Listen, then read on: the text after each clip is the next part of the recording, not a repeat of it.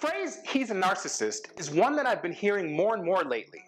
Usually, it's followed by an account of a toxic relationship depicted by a person who has suffered at the hands of an intensely narcissistic partner or family member or friend.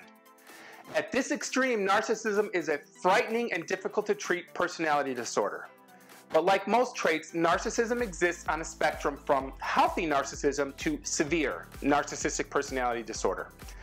But what is a narcissist, and why are relationships with them very stressful, unhealthy, and even toxic? In this video, I will tell you about 5 early red flags that can protect you before you're too emotionally involved. Stay tuned.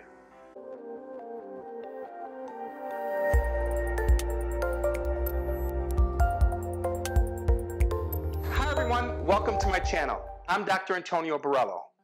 So, what is a narcissist? And why should you be concerned about being in a relationship with one? Narcissism comes from Greek mythology and the story of Narcissus, a young hunter known for his distinguished beauty and incredible physique. Upon seeing his own reflection in a pool of water, Narcissus fell hopelessly in love with himself, with the image, and became fixated. When he realized that he could not obtain the object of his love, Narcissus died of grief by that same pool. So we use the term narcissist to characterize a person who is overly self-involved or excessively in love with themselves. But narcissistic personality disorder is much more than an overinflated ego.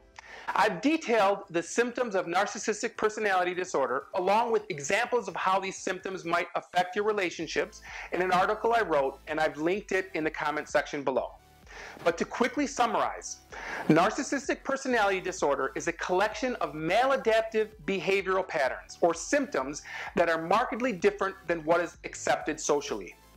These chronic symptoms cause significant personal, social, occupational, and relationship problems for themselves and anyone involved with them. Narcissists can be dangerously manipulative. They're exploitative and abusive. Look, we've all been guilty of similar behaviors from time to time in our life, but a pathological narcissist engages in extreme forms of most of these behaviors while remaining unaware and unconcerned with the effect of their actions on others. The intense and passionate start of a narcissistic relationship makes symptoms difficult to recognize. Narcissists' true colors are temporarily masked by their charisma, by their attentiveness, and their charm. Learning to recognize early red flags can protect you before you're too emotionally involved. So here are 5 of the earliest signs. Number 1, idealization, placing people on pedestals. Narcissists often elevate their new partners to unrealistic levels and place them on a pedestal.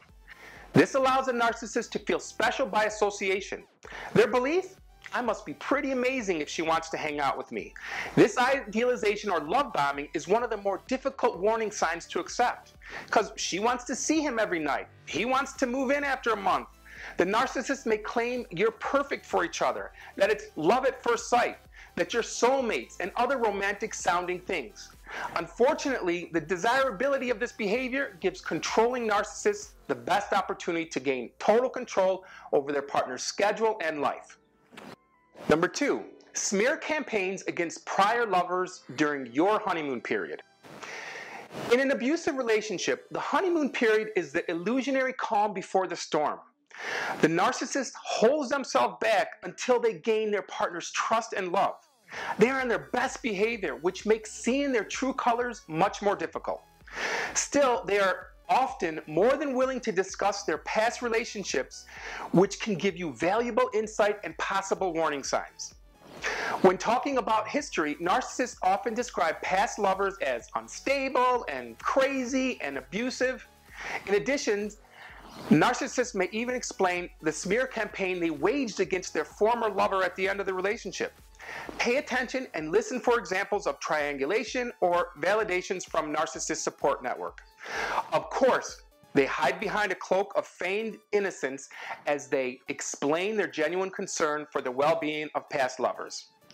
Pay attention to how they talk about other relationships. You'll be surprised at what you might learn. Number 3, narcissistic control through imposed isolation. Narcissists have a constant need to control and to stay in charge. One way they can gain control over their partners is by isolating them. Imposed isolation begins with your partner criticizing and questioning and making unwelcome your closest friends and social network. Abusers will try to make you feel guilty for wanting to spend time with friends and family. For example, a woman might avoid an evening out with her friends because she knows her partner is jealous and is afraid of his reaction afterward. To mask his jealousy, he'll flip the conversation towards questioning your motives for wanting a night out.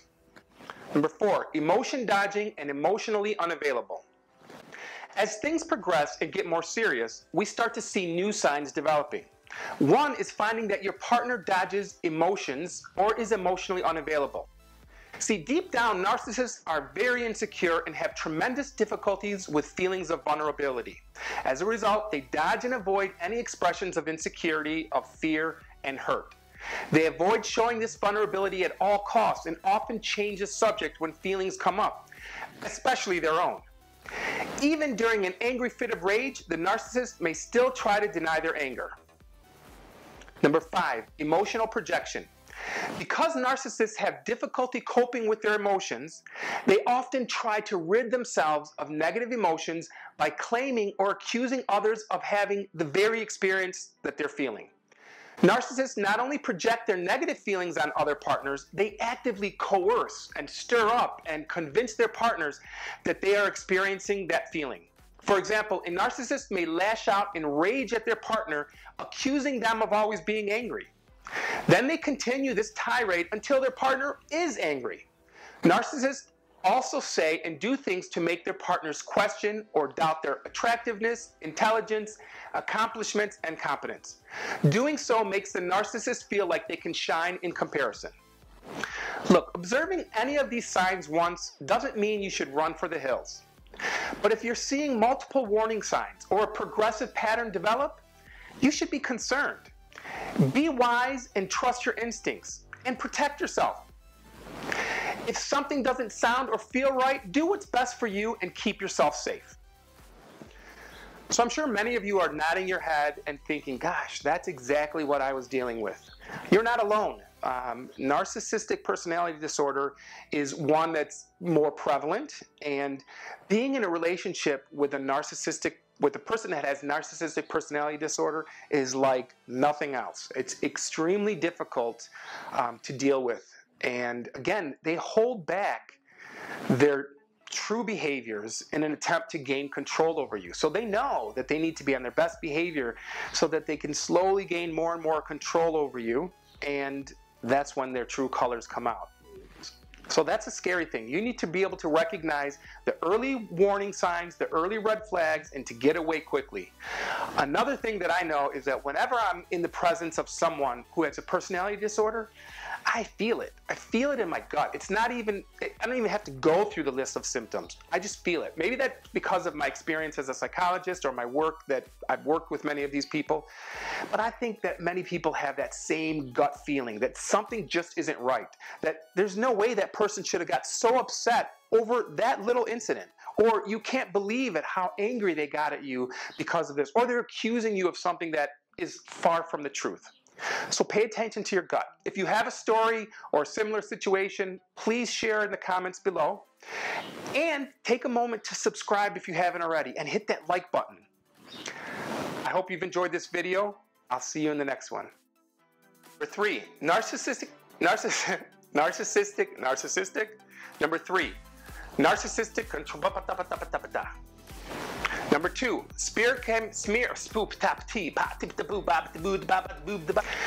during your honeymoon period. No, it's not during your honeymoon period. Number 3, narcissistic.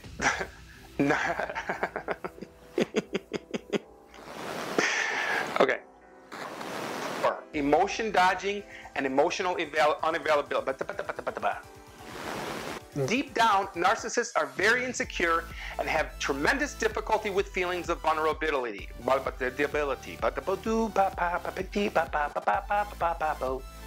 Before I get into what narcissism is and why you should be concerned about being in a relationship with a narcissism? Yeah, with a narcissism. Why would you want to be a narcissist? I'm not a narcissist. You're a narcissist. No, he's a narcissist. You're a narcissist. I'm not. You are. Yes, no, bye. Subscribe! Be wise. Trust your instincts, and my shrink. Number 3, narcissistic.